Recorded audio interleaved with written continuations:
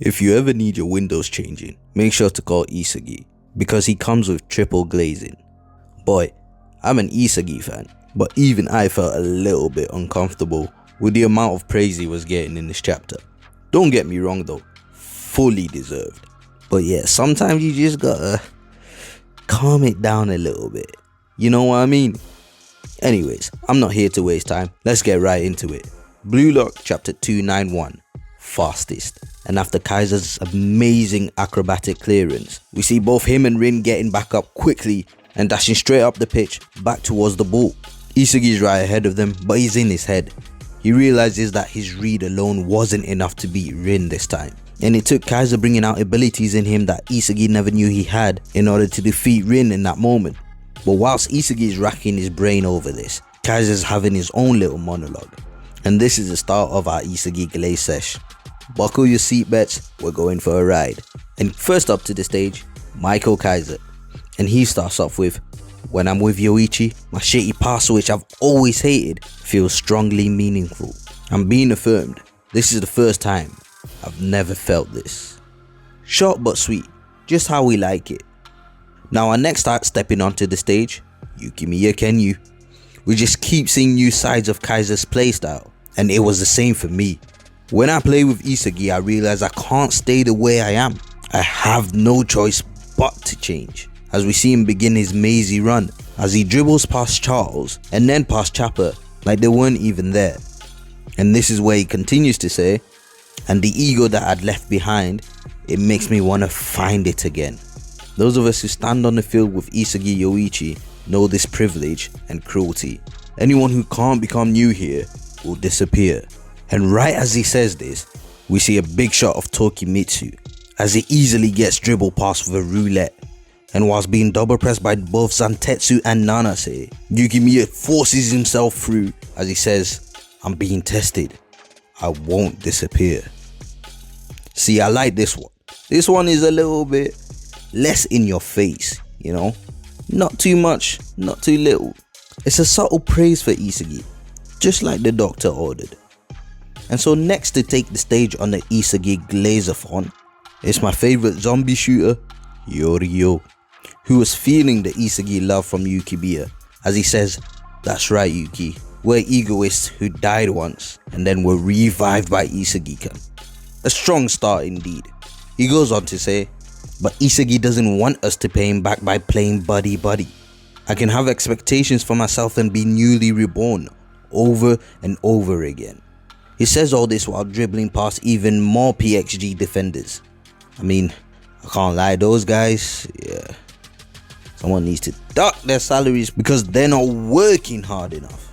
Anyways, as shards of glass start appearing all over Hiyori, he goes on to say, "I'm here because Isagi taught me that.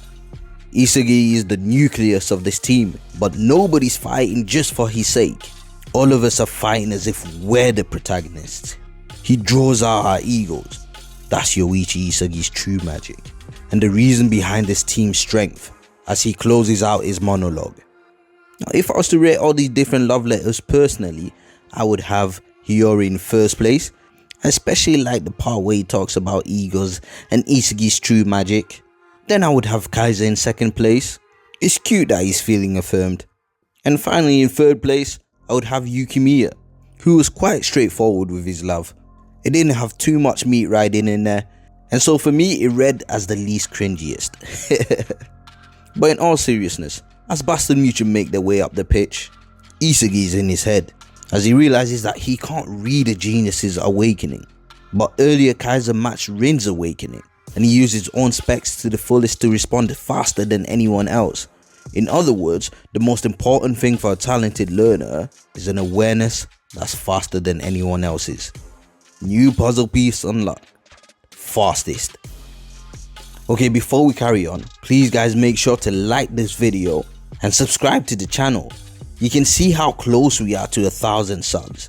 And if we can do it before this match ends, it will mark a great year following this match alongside all of you. So please do me this one small favor and leave a comment down below. Let me know how you guys are feeling about the match so far, as it finally seems that it's coming to an end.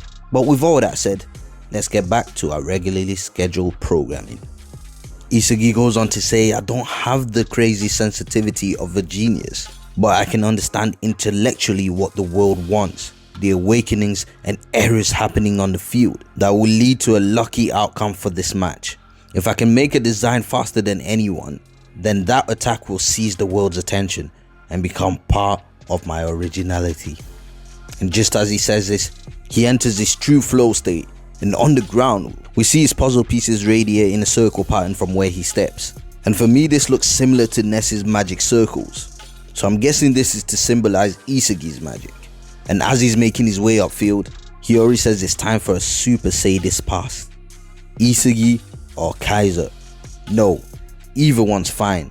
Show me you can keep up with my dreams of the world's best pass. And just as he's winding up to deliver a worldie of a pass, in comes your boy Karasu Tabito. Oh ho, somebody sure is getting fired up. Wanna go? Dumbass Hiyori. Can I just say, Karasu with the Metavision pattern, I approve greatly. And with the crow eyes back, he's slowly creeping up there as one of my favorites. Karasu said that he never thought that the day'd come where he faces Hiyori on this stage, as he says, ordinary or extraordinary, prompting Hiyori to think, if I don't surpass Karasu, a new egoist can't be born. As him and Karasu decide to clash head on, Hiyori, one of the best playmakers in the facility, going up against one of the best defensive midfielders in BLUELOCK. Who do you guys think is coming out on top? I mean, for me it's obvious, it's going to be Hiyori. But what I'm really hoping is that once he does defeat him, he might unlock the passing eyes similar to what Charles has. And if he does, whoo boy, that next pass is going to be crazy. But anyways, whilst all this is going on, you see both Kaiser and Isagi making their way up the pitch to find the best position to receive the pass. And right behind them is Alexis Ness, looking hella creepy. But this is something Aero Assassin pointed out to me earlier, where if you look at the Isagi side of Ness's face, he looks pissed. And if you look at the other side of his face, the Kaiser side, he still looks like he's in his feelings. Two emotions at once, as he says, I. It can only be one of two things.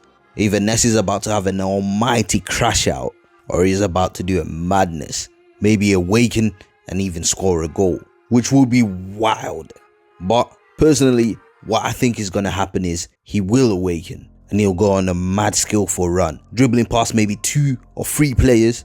And in that moment, I think that Kaiser and Isagi will both take up their positions, with Isagi anticipating that Ness is going to mess up in some way, or at least be ready to react if he does. And Kaiser will be hoping that Ness connects with him on this next pass so that he can get the winner. But I think we're going to see Ness wind up to look like he's about to pass it, but instead take a shot. And that shot's going to go cannoning right off the crossbar, prompting bad luck for both Ness and Kaiser, because I think the ball's going to fall to Isagi in this moment. And maybe Kaiser is still in a great position to receive the pass, and we know that Rin has been tracking Isagi, so I anticipate that he'll be in the way of a direct shot right here. But instead of passing the ball to Kaiser, who's in a better position, Isagi's going to opt to take the shot. At least that's how I think it's going to go. And with the glazing that we've had throughout this chapter, I just can't see another scenario where Isagi doesn't win us this game. But hey, I could be completely wrong about this, and maybe Ness does actually score, or maybe Kaiser even scores. Whichever way it goes, this match has kept me on my toes. After Kaiser's goal, I've not been able to predict a single beat in the match, and so for me, I will say I'm thoroughly enjoying the match. And don't get me twisted, I am ready for it to end, but I'm not gonna let that cloud my judgment on what has actually been a terrific spectacle. And I'm excited to see the climax and how that's gonna affect the story going forward. Anyways, I'm really looking forward to the next chapter, as we're finally reaching the climax of this hotly contested match. The two unbeaten teams, one of them has to lose. And who's gonna make it as #1 ranked in BLUELOCK? Let me know what you guys think below. And please don't forget to like the video and make sure to subscribe to the channel and get us to that 1000 subs. I really would appreciate it. But for now, please take care and God bless.